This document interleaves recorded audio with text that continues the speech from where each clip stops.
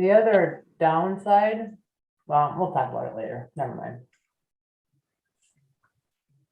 There's a downside to the whole conversation about moving public review for these types of situations, because do we want Brian and others? Oh, yeah, for sure. Say that again, Lisa. I'm sorry, I missed it. When if we decided to move public comment at the beginning of the meeting, we would be then potentially disrupting schedules for guests who come for program review, like Brian or elementary kids who are coming to read to us for I Love to Read Month or whatever that might be. I think there's probably a reason why we have public comments after program review, but again, it was just something that I was thinking about as we were talking about that.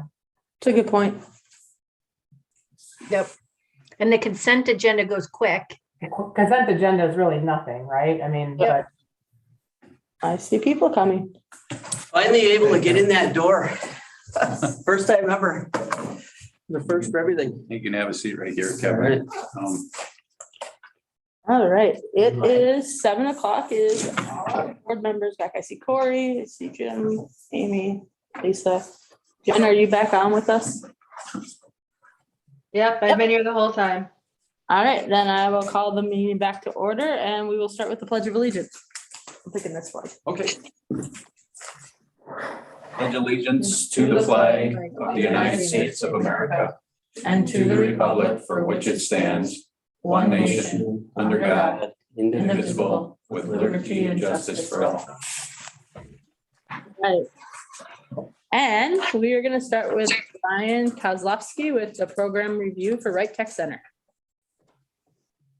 Good evening, everybody. Thank you for allowing me to participate in your board meeting. So appreciate the invite. Just going to share my screen. Is that all right? Yep, you should be able to do so. Okay.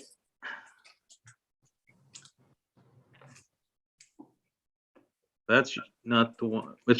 Which one can you see? Wright Tech We can see the Wright Tech Center, the front of the building. Perfect. That's the one that I was hoping would show up. So exciting things, I guess, is when we take a look at what we've been busy with at Wright Tech. I mean, we all know that we've been navigating through this pandemic like everybody else has, and it's gotten quite old. We know that. So, when we take a look at our mission, to partner with member districts and industry to prepare for students for careers in post-secondary education and lifelong learning. One of the things that we've kind of taken a look at too, as far as identifying and clearly identifying each of the two entities within the Wright Technical Center as District 966. And so when we look at the District 966, a cooperative high school established in 1972 to provide instruction in advanced career and technical education.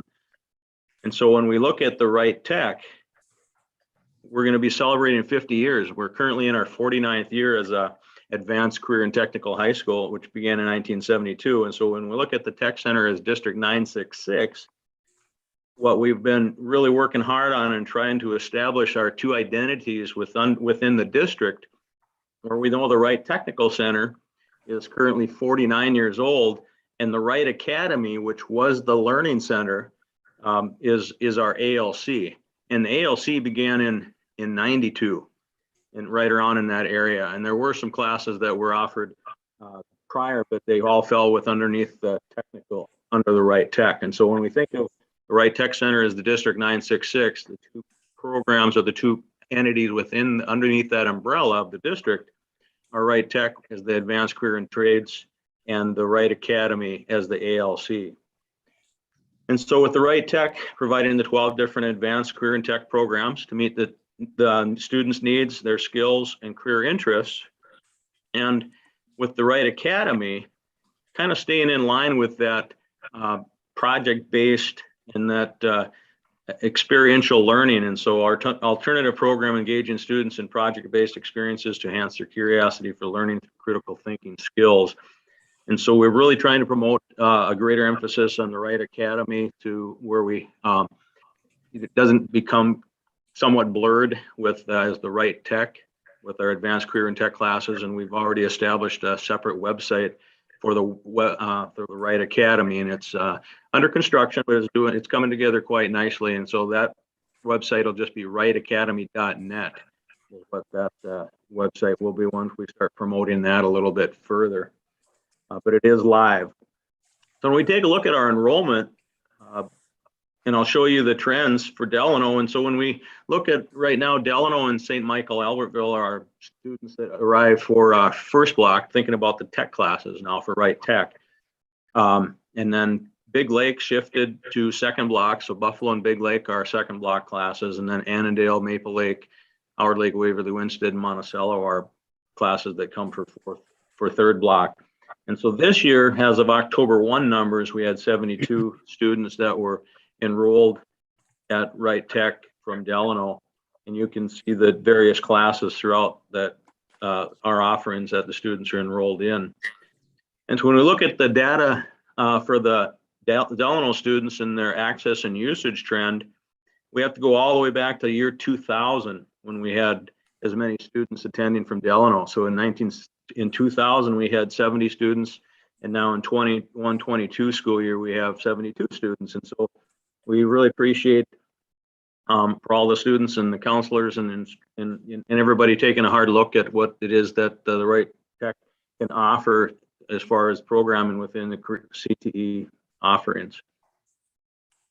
And so then when we look at our all member access usage, you know, we try to close that gap. We really started promoting and taking a look at where, you know, we're still trending apart, but we know until we were able to add a program at Wright Tech to be able to provide additional opportunities for, you know, 40 to 60 more students, it's going to be pretty much flat. And that's what the trend has been since about 2015, 2016. It's remained relatively flat.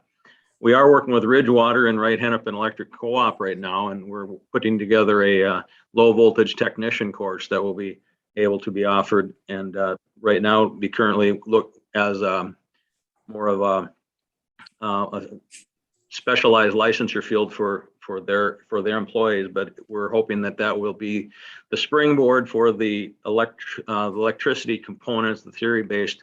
We would like to add another instructor into the construction trades in the areas of HVAC for plumbing and electrical and heating. So when we move on and take a look at the enrollment for the Wright Academy, you know, with the Wright Tech, our revenue is fixed each year, regardless of the number of students. And we've got currently about 666 students in the tech center classes.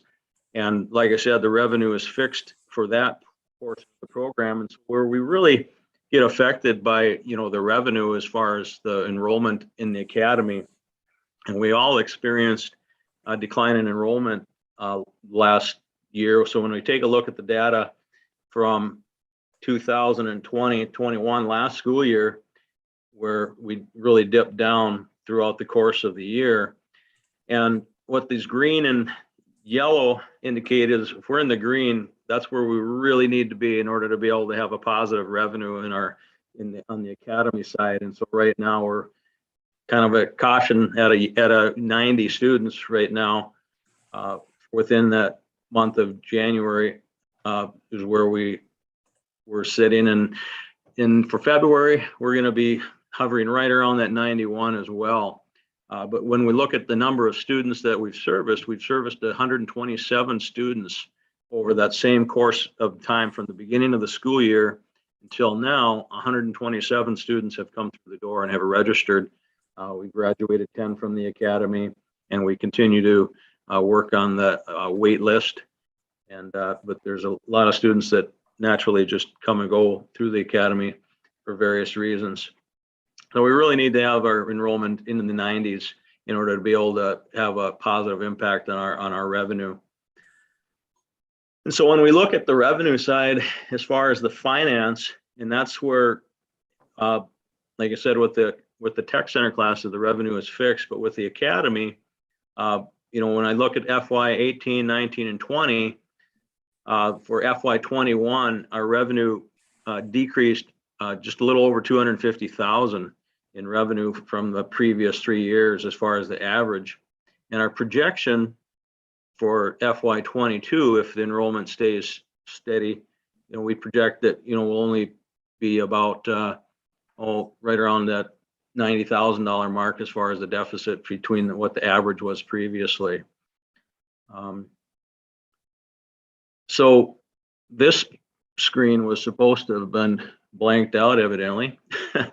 We track our revenue, our fund balance each month, and it has really been a difficult thing to handle. It was because of the, like I said, with the revenue coming in short on the academy side. Director Gierke is a member of our board, is appointed and he serves on our facilities committee, and we're going to be visiting about our facilities report. We had ICS did a facility study. It was 2016 since the last facility study has been completed. We've done a lot of work on the building, and we know the difficulty that we experienced 4 years ago already with the wall, and that really set us back financially. But we're recovering, and but we know that there are still some priorities that need to be kind of spoken to, and so with the ICS doing the facilities report, they pretty much confirmed what it is that we believe, that the highlighted areas here with the electrical, the HVAC, digital, the pavement, and some main roofs are the areas that we are needing to focus on. And right now we have a electrical distribution system in the original part of the building that's 49 years old that is actually no longer in business, and we have been having some troubles with that. And so that's a priority number one that we know that's got to be replaced in June. We have several outlets in some of the rooms that are not receiving any power due to the fact that one of the legs of a three-phase breaker has been lost. And so we're going to take a look at that with the facilities committee. I hope to share this information with the superintendents Wednesday, as well as heading into the February meeting. And then I have a finance committee meeting as well, where we'll take a look at what options there are. When we look at a 49-year-old building, and then the next edition is 42 years old, and the next one being 27 years old, and our newest edition, 2010, being 12 years old. When we look at the main areas of the 49-year-old building, it's just timing of what it is that we've experienced, and with our member districts too, we know that there's other buildings that have had to be maintained over time as well. I went through the presentation really quickly. I'm hoping that there are some questions for me. So I'll open it up for questions. Anything you'd like for me to jump back on or hit a little bit more information on, or cover a little bit more for you, I'd be happy to do that now, or I'll take questions. Anybody have any questions? I only see some of you up there. I just think it's a great resource, and I know we do a good job of promoting it during registration. I'm just wondering how we can get more parents to know about the actual programs that are offered, especially at the Wright Technical Center, the automotive program, the welding program, the law enforcement program. These are all real world experience type programs that I feel like maybe it gets missed, but I know we do a good job promoting it. So I don't know how we can get more of a word out to the general public. Is this something we could bring in during an open house? Yeah, so they every year, I believe the high school hosts every sophomore. I think that the principal of the Wright Tech Center comes and does a class meeting with those sophomores, because you're first eligible for those programs in your junior year. So it doesn't necessarily speak to getting to the parents, but I think they do a pretty good job too hopefully during the registration process. It's in our registration guide. We always have a section for the Wright Tech Center and all the classes that they offer as well. But we'll consider to continue to review how we can get that out. Maybe Paul Downer can do an article on the Wright Tech Center and get that in our district newsletter as well. That would be fantastic.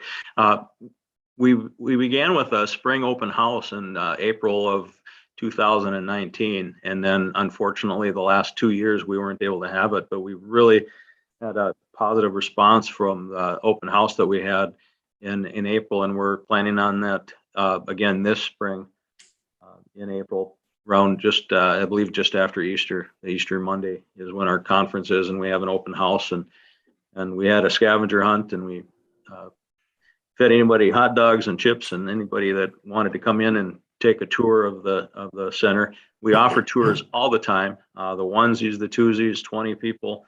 We open up our building, and we will definitely give anybody that wants a tour. We had 3 parents from Buffalo bring in their kids last week for a tour. They wanted just another opportunity to take a look at a few specific programs. And so any of the board members, anytime, we welcome you to come in and take a look at the changes and improvements that we've made. This being my 5th year already at Wright Tech, it's just a great place, and we've got a lot of things to offer. So I appreciate the time.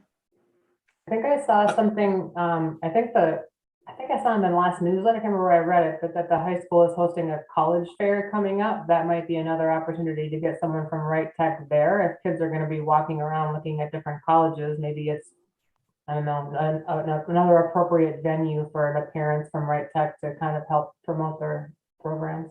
Mm-hmm. Yeah, and we do have our own career fair too that we have on the Monday before MEA, where we had about 65 different vendors, businesses, industry, post-secondaries, armed services in.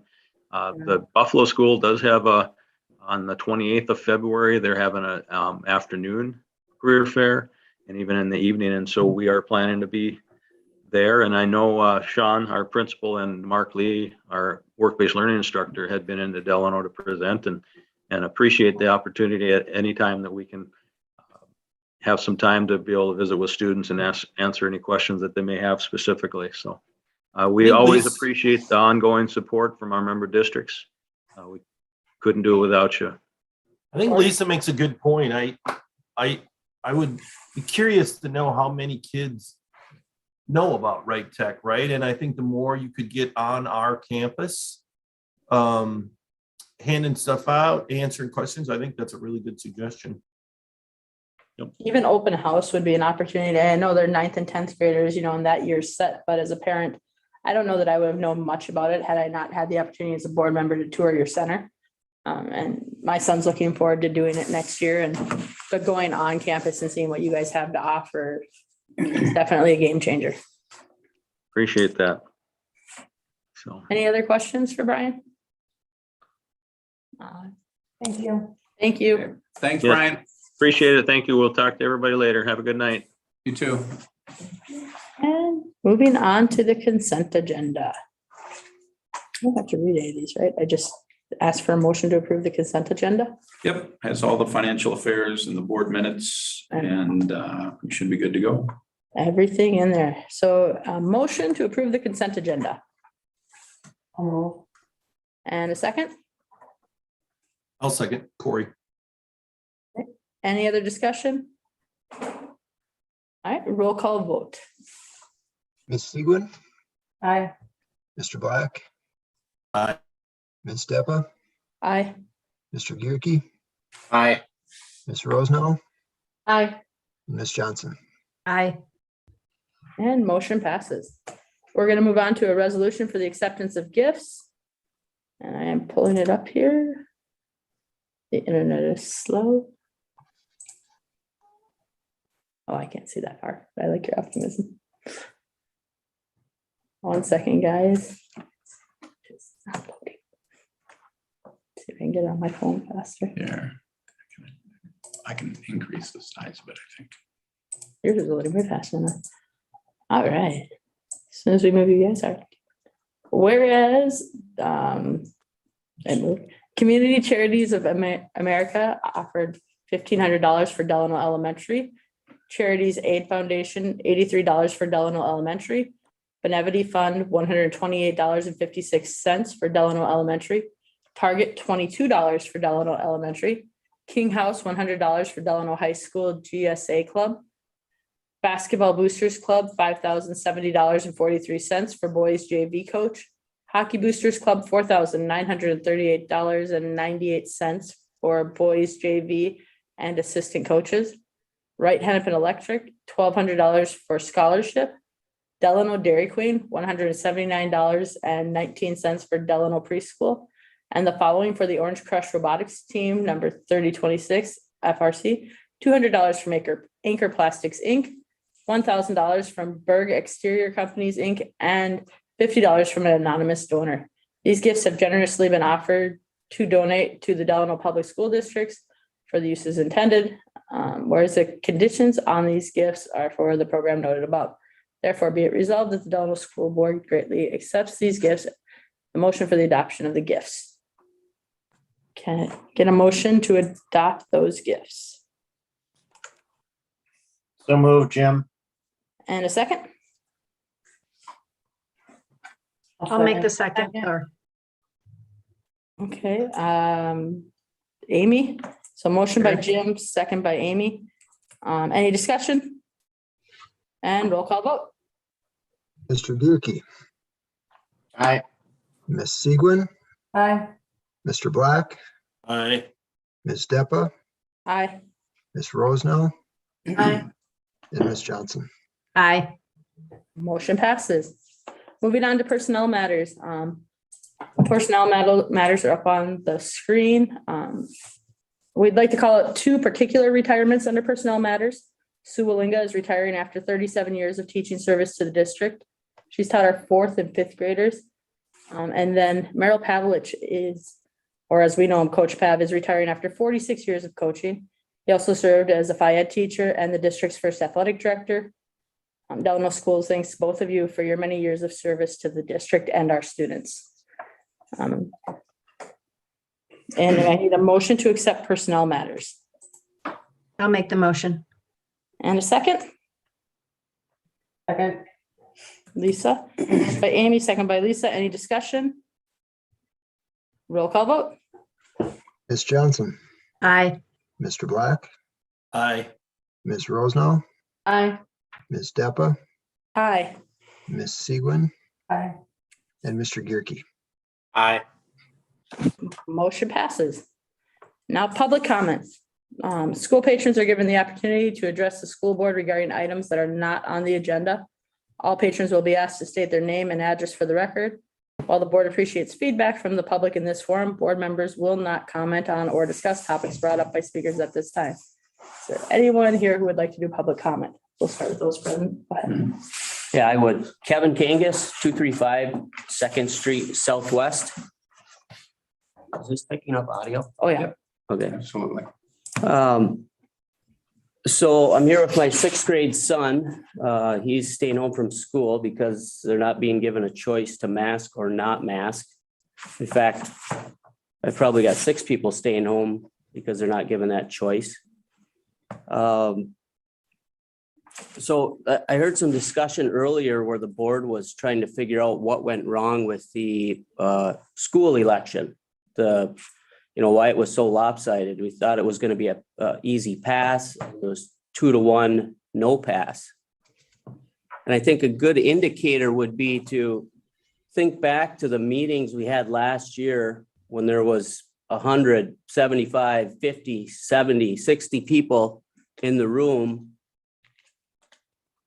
discussing certain topics that they weren't happy with. And I think that would give some insight into it. I don't think you can discount it. I've heard some of the board members say that was the largest amount of people they had seen at a board meeting in their however many years they had been on the board. Obviously, it appears that the sensitivity to it all has died down, but I'm still here representing a large number of people that I talk to and have the same concerns. Basically, the last year and a half of school has been really a disservice to the kids. Learning from home, the teachers are trying to scramble to put 2 different things together, a lot of extra work for the teachers. The kids, the child I brought with me today, he needs to be at school. He does a lot better at school. He's got too much energy and he needs the focused attention. And there's so much data out there saying that risks outweigh the benefits for masks, but no one yet has provided me the information from the district as far as what information they are providing as basis or backup for the decisions to mask or not mask, or quarantine or not quarantine. At the end of 2021, in fact, the CDC has pulled their recommendation for emergency use authorization for the PCR test to be used to determine COVID. So even the test that has been used to determine if someone is positive for COVID is no longer being recommended by the CDC as an acceptable test.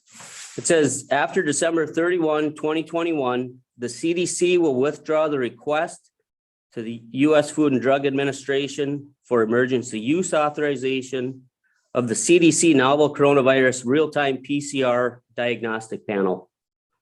So, even they are not standing behind the test that we've been using all along. And I also understand that the school is now sending home a lot of tests with students to be tested. The antigen tests, although they might be well worked with if you have a high level of antigens, the data I have says that these panels they're even less effective than the PCR test that the CDC no longer backs. So there's so many reasons why there should be a choice on masks, and somebody's making the decision. And I know the board ceded control to the administration. So I don't know who's all involved with the decision-making on that. And it sounded like there was some input from the school lawyer, but people are concerned not at a national level, a state level, a county level, a school board level. The school board level, I feel like, is the only level where we can be heard and possibly have some impact. So with all the data out there that I found, and I'm willing to share it with anybody who's interested, I'd like to see some data in return from the district that shows and shares why we should still be masking, why we should still be quarantining, why it's any different than someone getting the flu in a normal season. And I've yet to see it. So a lot of questions about why didn't the referendum pass? People feel like the school board is not listening to them. And perhaps it's not just the school board, but if the school board cedes control to the administration perhaps is not listening to them. So those are my concerns. I think the kids need to be in school. I think the kids need to have a choice to wear a mask. If someone would want their kid to wear a mask for forever while in public school, that's fine. If the school allows it, it doesn't bother me. But I myself would prefer that my kids are in school where they learn best with the teacher in front of them without wearing a mask. I mean, I feel like the mask is a petri dish of a science experiment, and it does more harm than good. That's my personal feeling.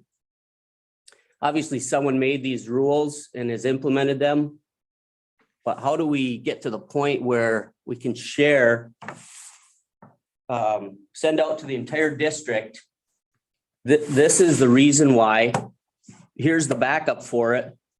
And if it's 100% strictly because the lawyers representing the school say we should, then maybe that's the answer, and the board just says, sorry, ain't gonna touch it. But people haven't been coming to these meetings because they're happy with how things are going. Obviously, it's died off now, which is surprising, but we just kept our kids home.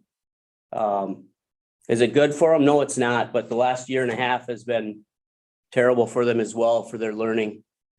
And I think a lot of these kids have missed a good 3/4 of a year of education with all the ups and downs and staying home and quarantining and everything else. So I think you should really take it into consideration, I guess would be my comment. Thank you. Thank you. Thank you. Is there any online comments or anything that was submitted ahead of time or No, more people? I'll check if there's any more. Hold on 1 second, guys. We're gonna see if there's anybody else here for public comment.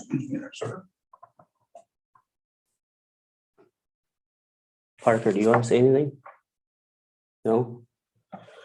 About how teachers are getting COVID even though they're wearing masks? So I will just make one more comment since my son doesn't want to make the comment.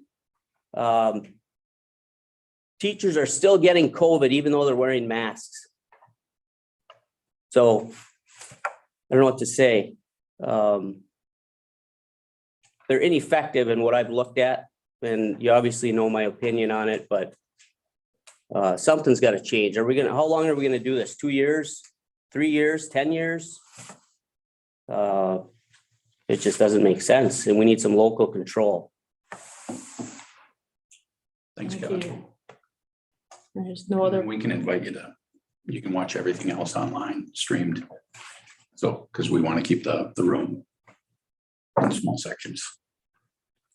In other words, hit the road. he was trying to say it In a really nice nice. way. See you later, saying hit the road. Thank you, Kevin. See you, Kevin.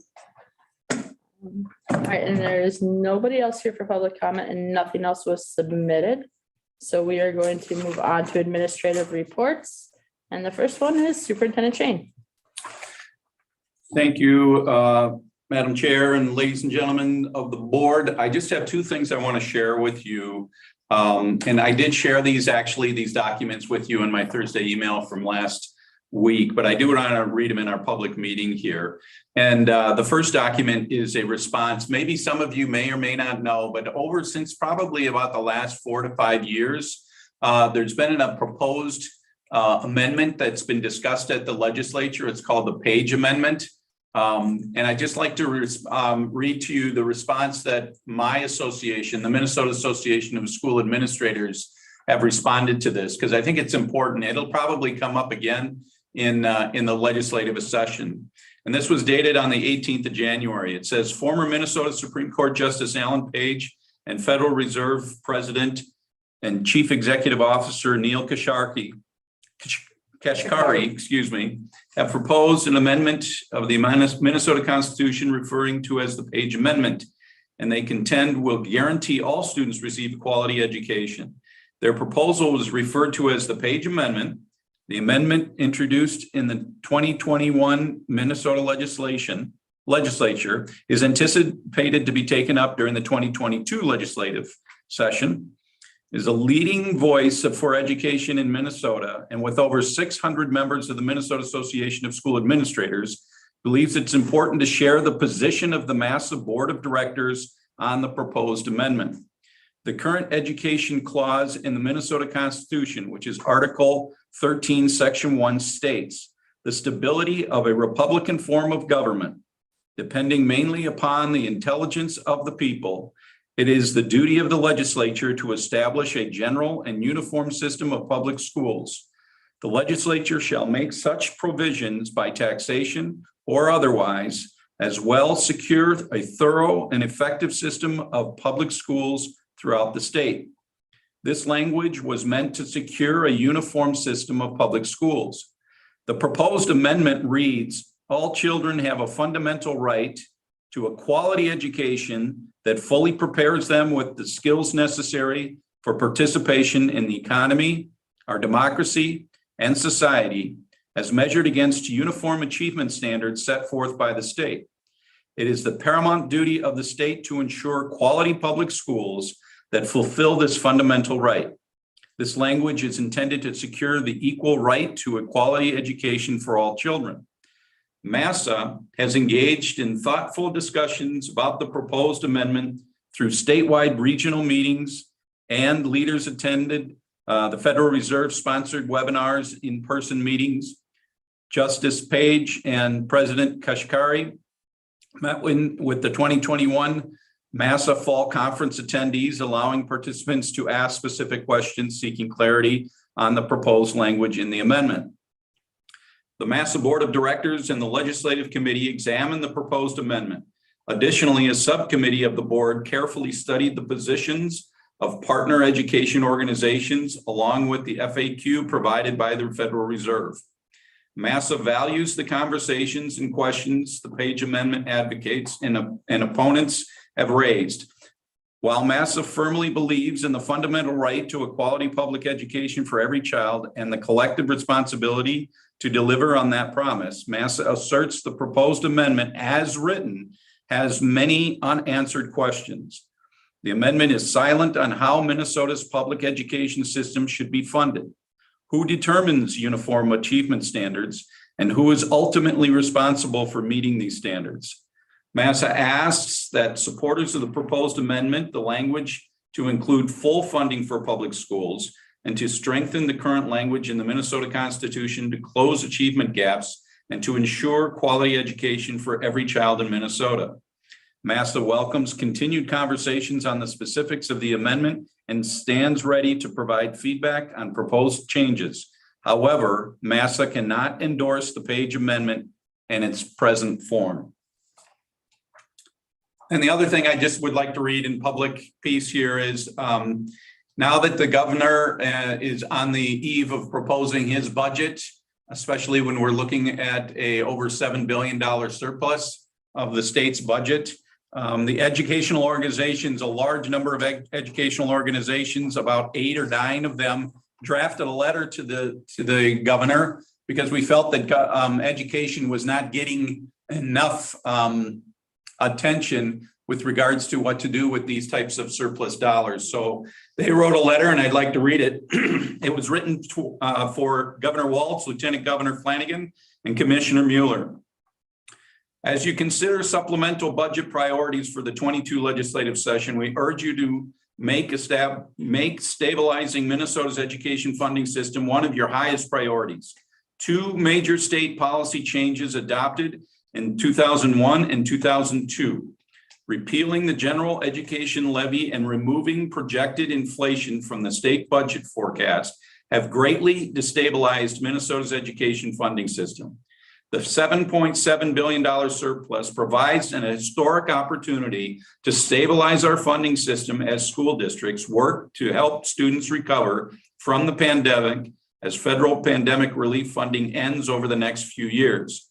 At a minimum, we urge you to, 1, index the basic formula to inflation, and 2, eliminate the special education cross subsidy. This investment would greatly stabilize the funding system and provide a foundation to address the recommendations in the 2020 report from the School Finance Working Group. The working group's recommendations are comprehensive and include redefining basic education revenue, funding regional cost differentials related to district size and location, reducing cross subsidies in special education, English learner, and transportation programs, restoring equalization of levies, improving equity in school facilities and school safety programs, improving staff recruitment, retention, and development, expanding early learning opportunities, and closing opportunity gaps and addressing racial equity. Indexing the general education formula to inflation and eliminating the special education cross subsidy would benefit every school district in the state, all 850,000 students. In addition, it would benefit property taxpayers by making school districts less reliant on operating referendums. School board members and administrators would be able to plan beyond the next year and implement strategies and reforms that have proven effective in raising achievement for all students. Minnesota's future prosperity is directly tied to a strong and vibrant public education system. The time is now to stabilize our education funding system. Thank you for your consideration, and we look forward to working with you in the 2022 session. And that was signed off by the Minnesota School Boards Association, the Association of Metropolitan School Districts, the Minnesota Administrators for Special Education, the Minnesota Association of School Administrators, Minnesota Association of School Business Officials, the Minnesota Association of Secondary School Principals, the Minnesota Elementary School Principals Association, the Minnesota Rural Education Association, and Schools for Equity in Education. And that concludes my report. Anybody have any questions with regards to the information I've shared, or any other questions you may have of me? Corey? I guess the question I have, Matt, is I understand that C signed the letter. Does this line up with what C is trying to do? I just always feel like every time that there's an adjustment to how schools are funded, the majority of it goes to the metro schools, and we still suffer out here a little bit. Yeah, this is right completely in line with Schools for Equity in Education, especially on those two major points, the cross subsidy of special education and to tie the funding formula to inflation. And trying to equalize, again, you shouldn't be affected in anywhere in the state based on your zip code on where you live changes how your school is funded. And that's what they're addressing. So Corey, your question is yes, absolutely. It's aligned with C. Cool thing. Any other questions? All right, moving on to intermediate school principal, Ms. Thompson. All right, good evening, ladies and gentlemen of the board. Thank you for allowing me to present to you this evening on behalf of the intermediate school. So I just want to share about 2 items tonight. The first, I want to talk a little bit about the impact of COVID and our students missing school and how we're trying to support that at the intermediate school, and then just give a brief update on where we're at with our goals for our strategic plan. So I'm going to start kind of the impact we're seeing on our students when it comes to missing school because of COVID-related absences. And that could be COVID positive, staying home for a household contact, opting to quarantine when there's a close contact at school. Basically, we're still seeing a pretty significant impact on our students' attendance. As of January 17th, we had 135 students who had missed 10 or more days of school. Not all COVID related, but the majority of them are related to that. And that was prior to the mask mandate when we had a handful of families opt to stay home. The challenge that we're running into right now is really trying to figure out the best way to provide work they can do at home, but also balance the workload requirements we're putting on our teachers in terms of creating and pulling that work together for them. It's one of those things where if we don't do the work on the front end, they come back to us and we have a lot of work to do on the back end. So really just trying to find that balance and how we can help them while they're at home, knowing that we're not offering that live instruction this year. So one of the things that we have been able to do is hire a paraprofessional. Her name is Samantha Peterson, and she's been working under Stephanie Schreier, our behavior specialist, to kind of come up with a plan for how we can support kids who are doing work from home. So the process right now is when we're notified of an extended absence, this para reaches out to that family and invites the student to join a Google Classroom that she has set up. And then by joining that Google Classroom, those kids have access to her during the school day, kind of just as we call them office hours. So they can join her and just ask questions about how do I log into IXL? What does this assignment mean?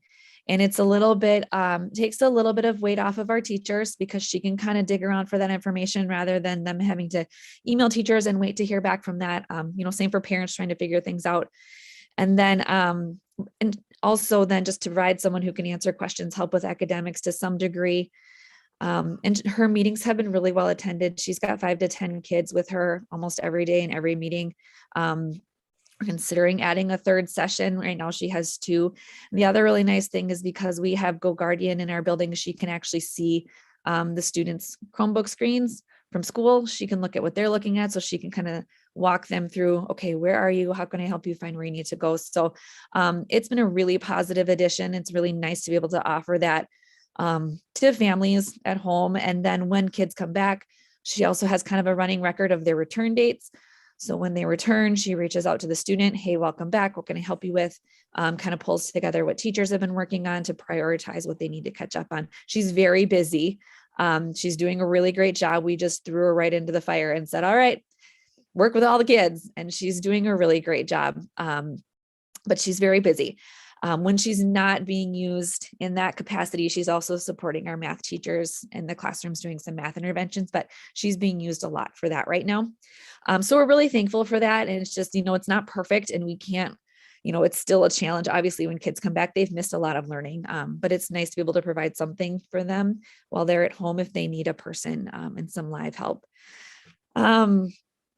And the other piece I wanted to just go over really quickly is kind of a mid-year update on where we're at with our strategic plan. So presented on 4 areas in the fall. The first one were our academic goals. So the update there is just that we just finished our second round of our universal screener. We've identified what we're calling our spotlight students. So that's a handful of 8 to 10 kids that are kind of right on the bubble in terms of being proficient on their standardized tests. So we've kind of got our key groups that we really want to focus on. We've done some shuffling of our interventions. So we feel kind of good about where we're going with those pieces. Our core instruction goal right now is kind of based around just continued learning about standards-based grading and how we can do that really well and consistently in our school. Our site-based team is going to be meeting to do a little bit more learning about that.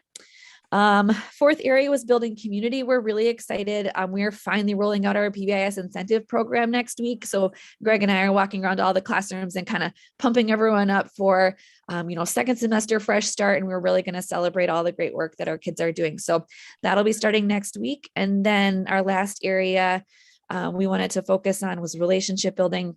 And the main goal for that this year was to build a schedule for next year that will give us a morning meeting time that's common across the grade level. So again, right now I'm working with site-based on kind of updating the schedule for next year to include that common time where we can focus on relationship building with our kids. So those are quick updates on the 4 areas for the strategic goal. And I will add one more thing.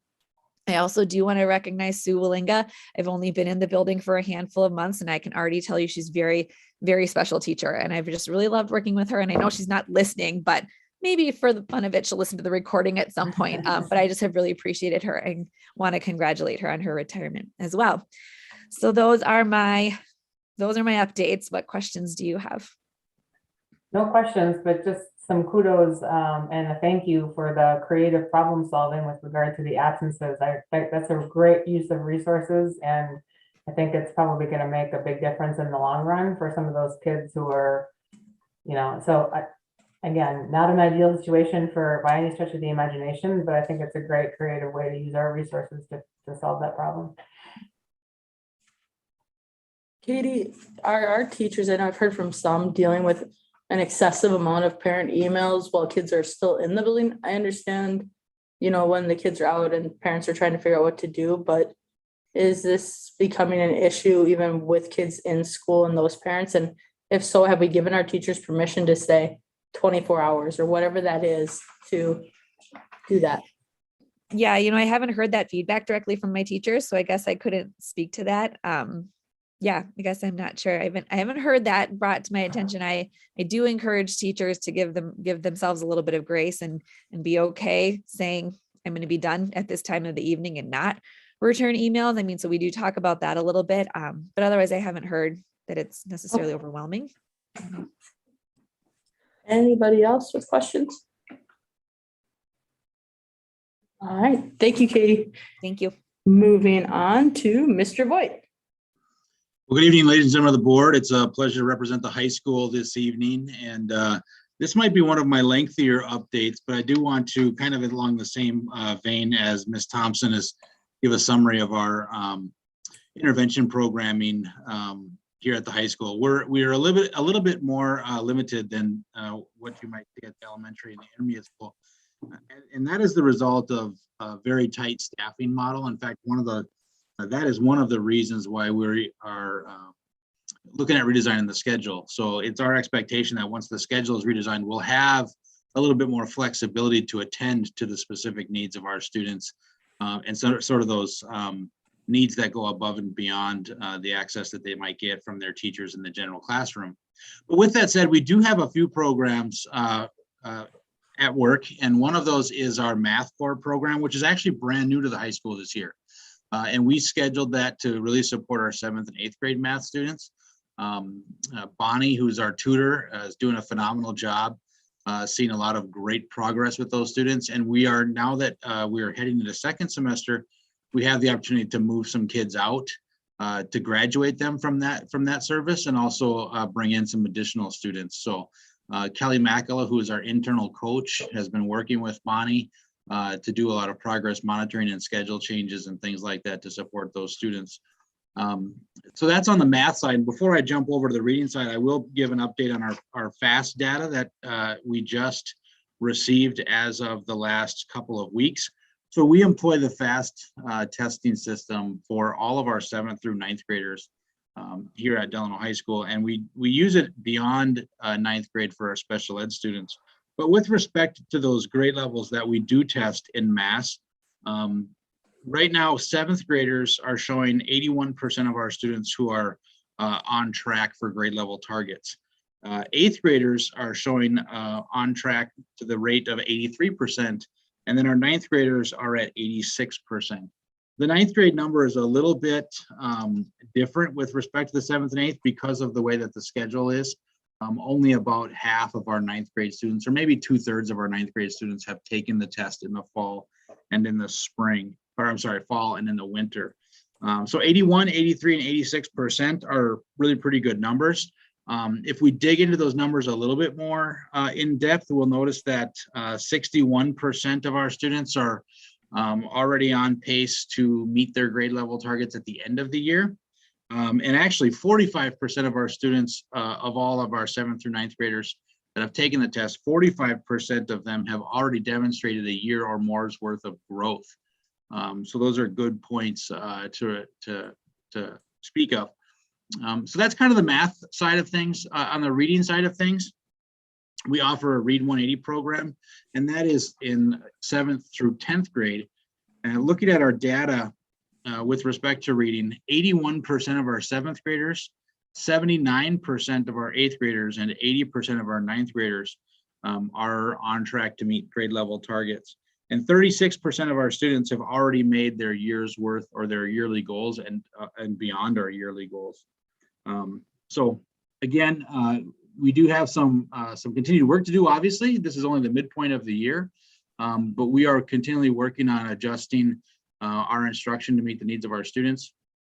The work of our SST team is really integral into identifying the students that do need the support, and then providing those instructional opportunities for them.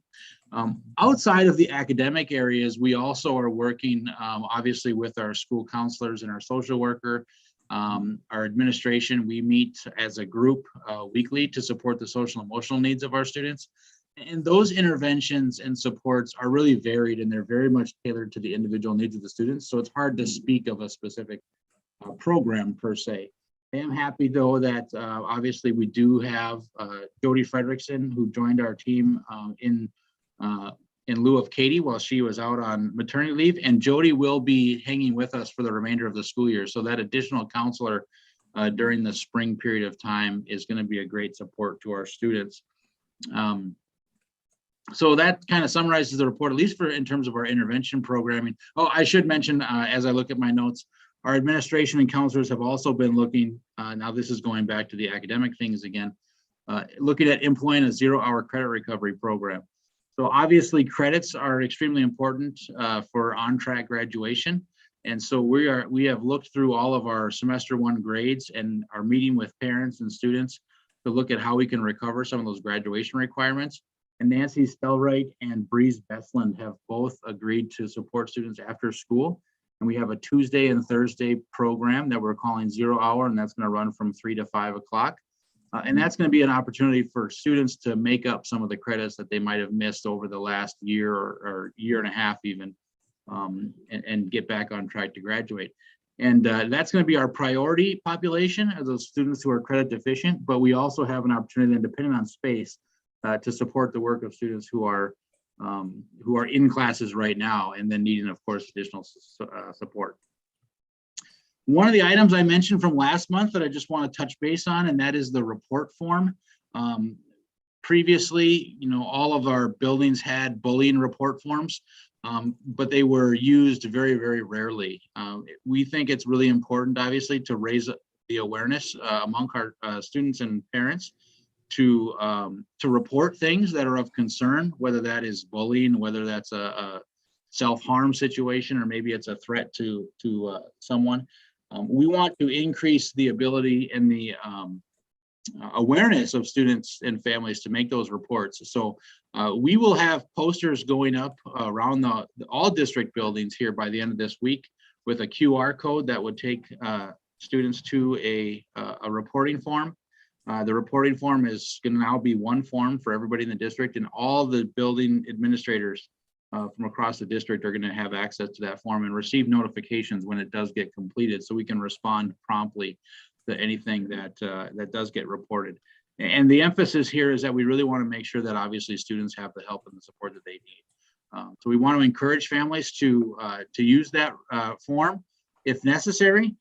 It will be published in our newsletters coming out soon, as well as we'll have a district-wide email going out here by the end of the week as well. I know in the work session and also with the director's report from Wright Tech Center, you guys spoke about registration that's coming up, and we do have registration coming up on February 2nd. All of the materials and the information, whether it's videos or documents, it has been shared with our families. We want to make sure that students and parents explore all of their options. We have lots of wonderful options. One of those, of course, is the Wright Technical Center. And one of the things that is available for people to view is a video on Wright Technical Center. And so I really do encourage everyone to check that out. There's a lot of opportunities at Wright Technical Center that we aren't able to provide here on our own. So it's a very good opportunity. Encourage all students to check that out, and all the other programs that we have going on. But students should be in the thick of choosing classes for next school year. And we of course want parents to be included in that process as well. To give you an update on the schedule redesign work that we've been doing, our next meeting is February 15th. And I expect that by the end of the day on February 15th, we will have made a decision on a schedule. It's looking like it will be what we know it's going to be one of two. The one schedule option is a 5-period day that employs quarters and semesters. And the other one would be a 6-period day that uses 3 trimesters. So we're going to dig into those 2 finalist options even further on the 15th of February, and we'll have a decision likely by the end of that day. Obviously, as we move into the spring, I'll be presenting much more information to our parents and students, as well as to the board, of course, to give everybody an opportunity to ask questions and seek clarification on those schedules.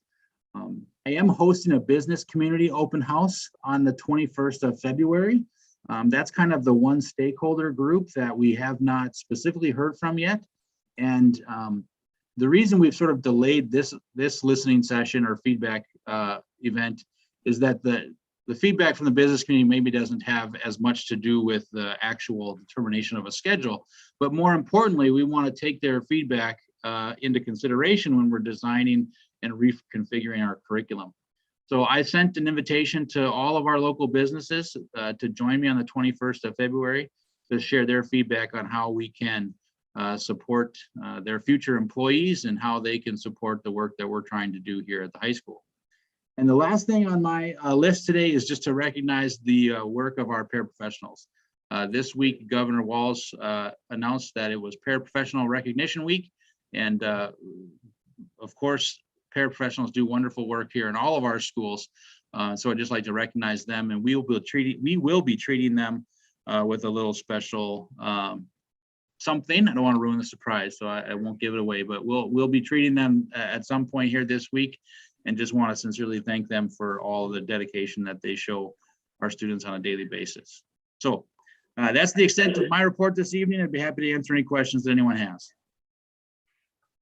Any questions from anybody?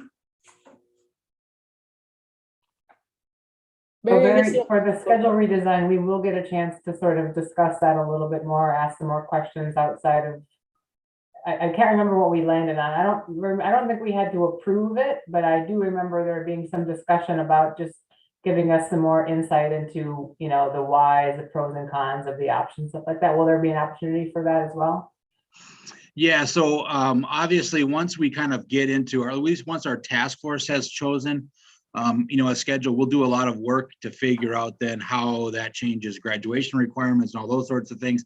I'll work with Mr. Shane to coordinate time with you, whether that's a work, 1 or 2 or however many work sessions are needed.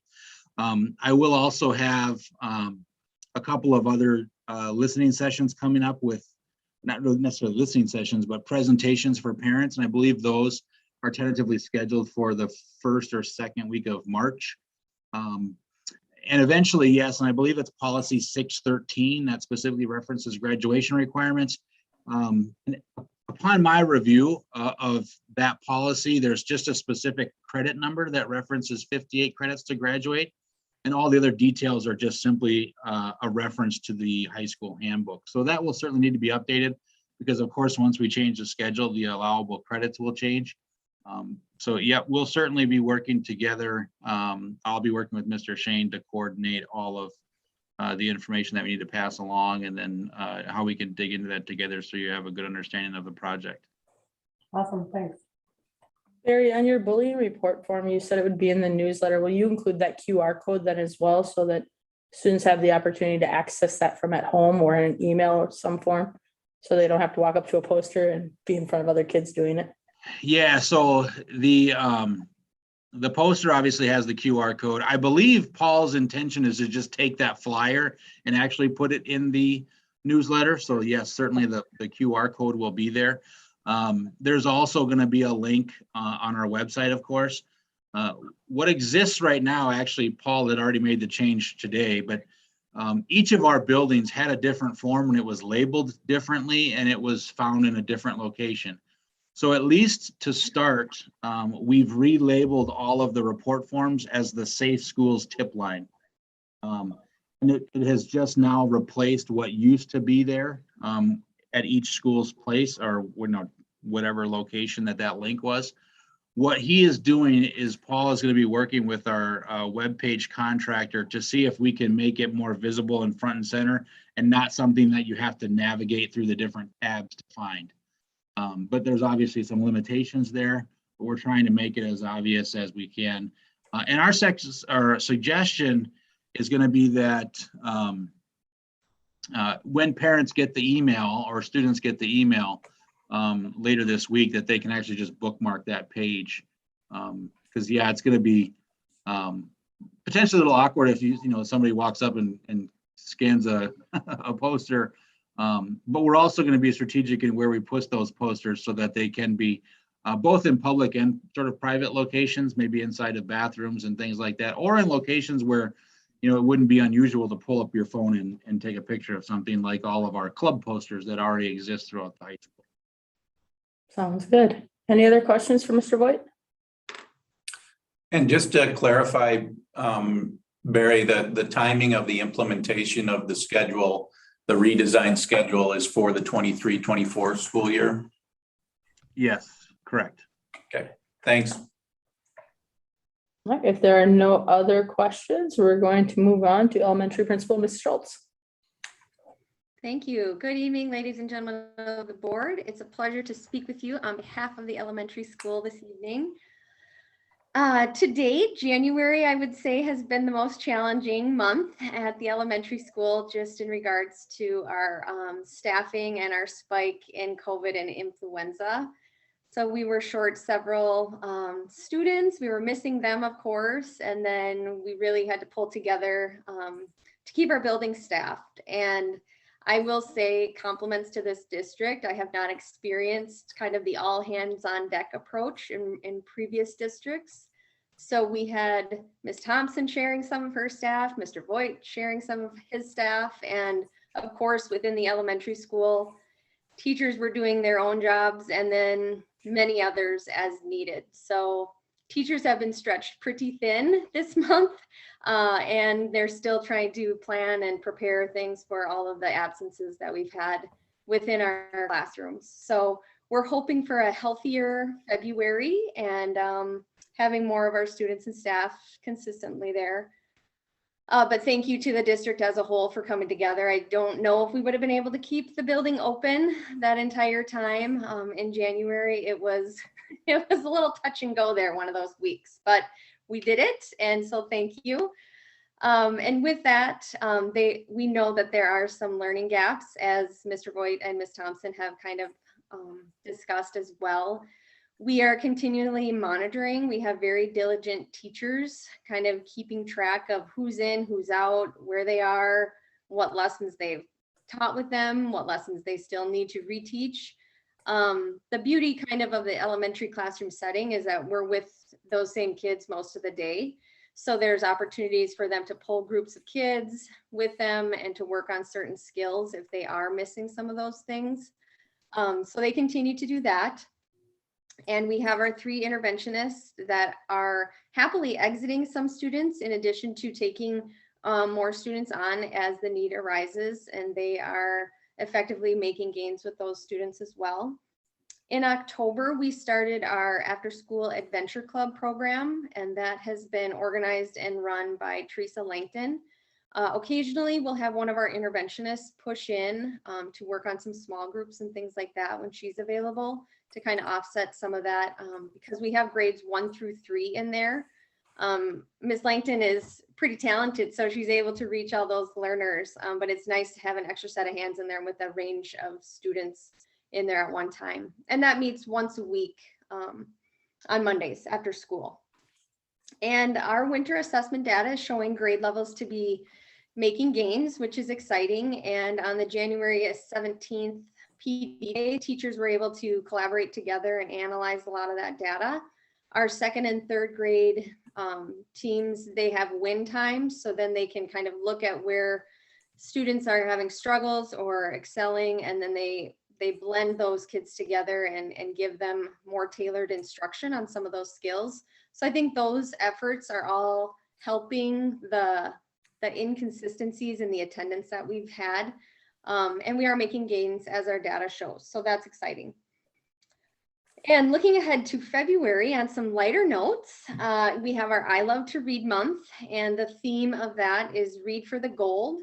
It's a collaboration this year with our Language Arts Committee and our Social Studies Committee with the Winter Olympics and our I Love to Read month.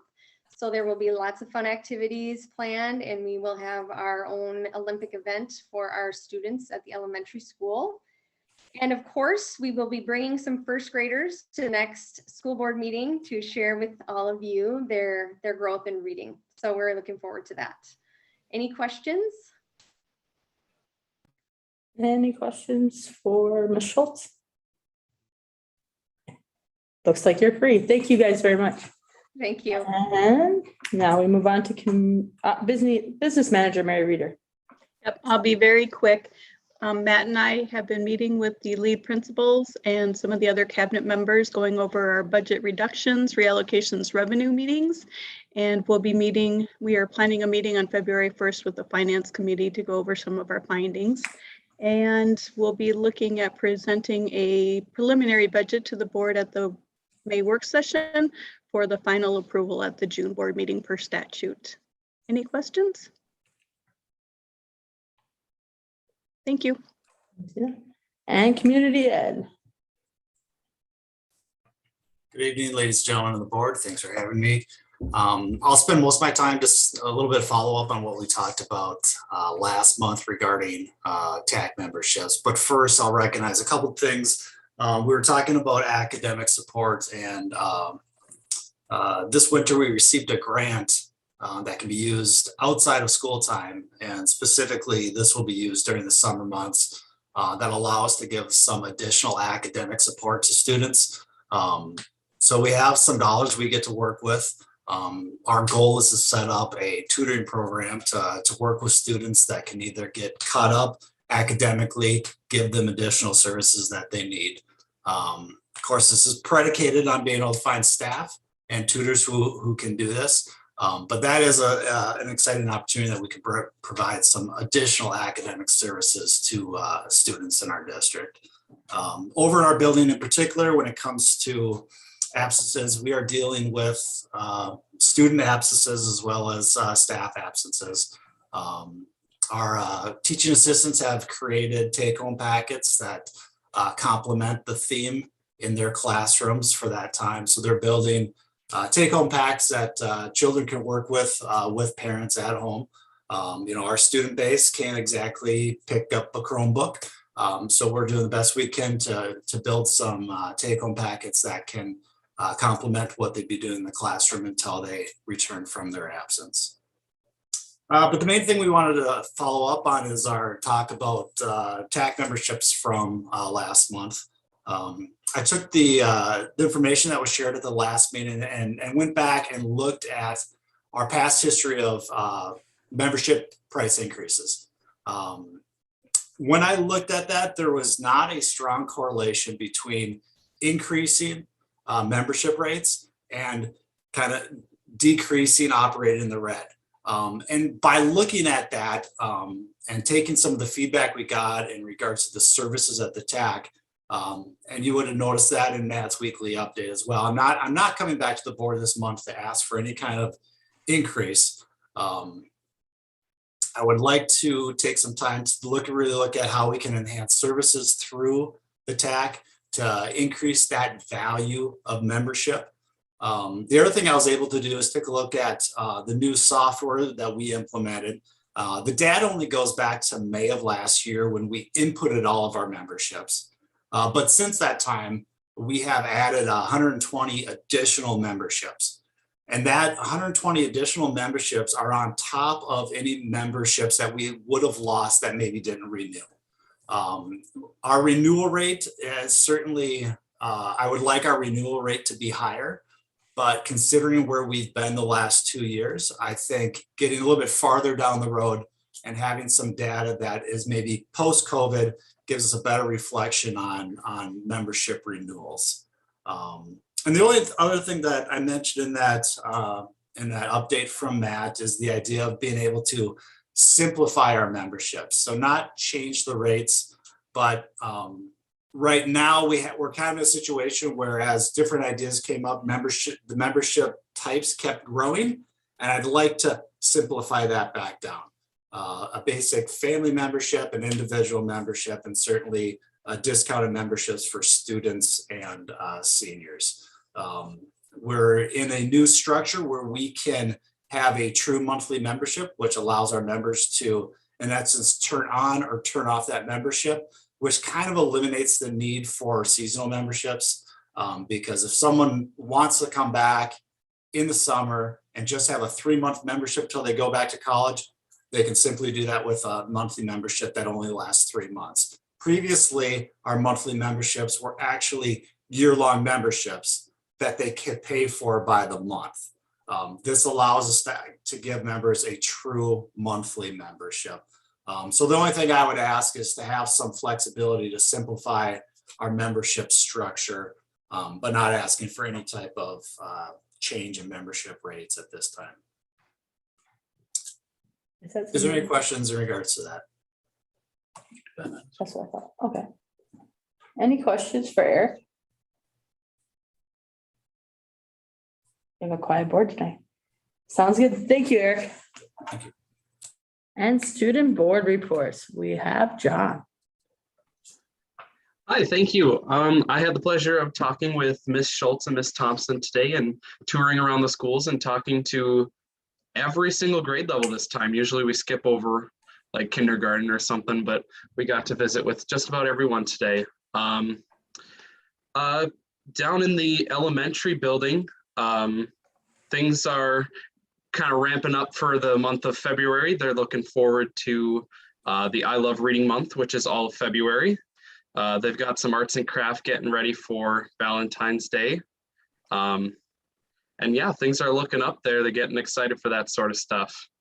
Over in the intermediate building, right away, talking to the 6th graders, they're very excited for the LLC. So we're glad to have them going to that this year where they've not been able to do that for a little while.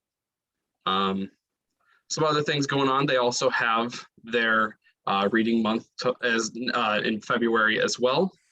And kind of noticed just a little bit in both buildings. It's there's a little bit of a January lull as you go from all sorts of holiday fun into just regular school year again.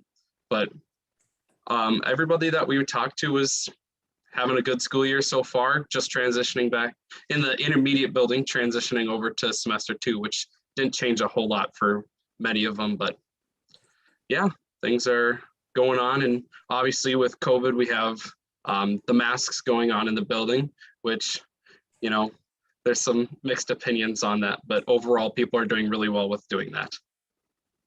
Are there any questions? All right, thank you, John. And now moving on to board reports. Masiko. Yeah, I attended the Masico meeting in December. It was your pretty standard board meeting. We toured the actually Howard Lake Co-op at Main Center, so we were able to see the Trek program as well as the STEP program and Journeys, the behavioral based program. And then the majority of the board actual meeting was spent talking about some staffing and some reorg in the business office that was going on, as well as at that meeting, we went through with a fine tooth comb the OSHA policy that we had to pass that month, which obviously ended up not needing to be enacted. But everything else is linked right there in the agenda if you want to take a peek. We'll have our organizational meeting tomorrow. That's good. Any questions for Amy? All right, thanks, Amy. Wright Tech Center. Hey, everybody. There isn't much that I can add to what Brian already gave you an update, other than we did approve a new contract for Brian. We all felt that he's doing a great job, and we locked him into another contract. So he didn't mention that, but I'd like to give him that credit. Same with Amy. Wright Tech will have their organizational board meeting at our next meeting, which is, I think, next Tuesday. And same, the minutes are linked to the agenda. Sounds good. Any questions for Jim? All right, moving on to professional development. I believe that is Sue. Yeah, Sue, I believe Sue attended that meeting, and we'll just let anything that's linked to the agenda speak for itself. Or we can do an update at the next meeting. Yeah, the minutes are attached if you want to read through them from the December 21st and the January 18th meeting. And then moving on to old business. First thing we have to do is approve the second read of policy 413, harassment and violence due to substantive and legal reference changes. We went over this last month. I'll make the motion. All right, and a second. I'll second. Okay, Amy makes a motion, Lisa seconds. Any comment or discussion? Almost went wrong with that. All right, roll call vote. Ms. Deppa, Aye. Mr. Black, Aye. Ms. Rosenau, Aye. Ms. Johnson, Aye. Ms. Segwin, Aye. Mr. Gearke. Aye. Good. All right, and then moving on, that motion passes. We're going to approve the second read of policy 809, health and safety due to substantive changes. We also went over this last month. Do we have a motion to approve this policy? I'll move. Who was that? I'm sorry. Lisa. Lisa, we have a motion by Lisa, I'll second this, Corey. second by Corey. All right, and any discussion? We'll move to a roll call vote. Mr. Black, Aye. Ms. Johnson, Aye. Ms. Segwin, Aye. Mr. Gearke, Aye. Ms. Rosenau, Aye. Ms. Deppa. Aye. All right, motion passes. And now we're gonna move on to 13C, approve the second read of policy 904, distribution of materials on school district property by non-school persons due to substantive and legal reference changes. Do I have a motion to approve that policy? Right, Jim can make the motion. I will second. Any discussion? All right, with that, we'll move to a roll call vote. Ms. Rosenau, Aye. Ms. Deppa, Aye. Ms. Segwin, Aye. Mr. Gearke, Aye. Mr. Black, Aye. Ms. Johnson. Aye. And motion passes. And now moving on to 13D, approve second read of policy. Yeah, policy 905, advertising due to substantive and legal reference changes. Do I have a motion to approve this policy? So moved. That's Amy, and a second, I'll second Corey. Corey. Any discussion? All right, move to a roll call vote. Ms. Johnson, Aye. Ms. Segwin, Aye. Mr. Gearkey, Aye. Ms. Deppa, Aye. Mr. Black, Aye. Ms. Rosenau. Aye. And motion passes. Now on to new business. First one is to approve the pay equity report that we discussed during work session. Mary or Matt, do you have anything you want to add to that? No, we covered this in work session. Mary and Jenny Lorenz shared the highlights of the report that's required from the Department of Education. Every 3 years, the board needs to provide a pay equity report and go through the process to make sure that our employee groups have equity across its contracts. Any questions for Matt before we move on to? All right, then I would ask for a motion to approve the pay equity report. All right, Depo will make the motion, and a second. I'll second. That was Amy. Yep. All right, any discussion? And roll call vote. Ms. Segwin, Aye. Mr. Black, He Corey. said aye. Sorry, I said aye. Could you not hear me? Sorry, Paul. Did not. I didn't hear you, sorry. Ms. Deppa, Aye. Mr. Gearkey, Aye. Ms. Rosenau, Aye. Ms. Johnson. Aye. All right, motion passes. And moving on to 14B, approve the first read of policy 102, equal educational opportunity due to substantive changes. We discussed it in work session. Anything you want to add to that? Not really. No. Looking for a motion to approve the first read of policy 102.